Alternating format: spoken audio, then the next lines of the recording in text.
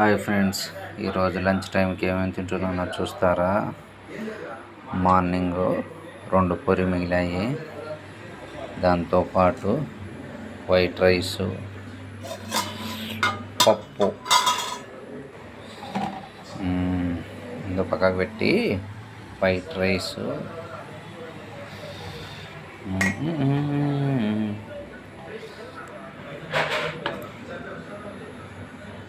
పప్పు చాలా రోజుల తర్వాత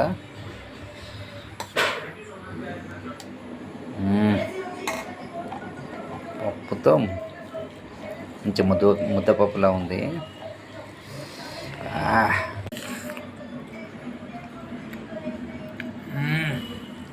ఉప్పు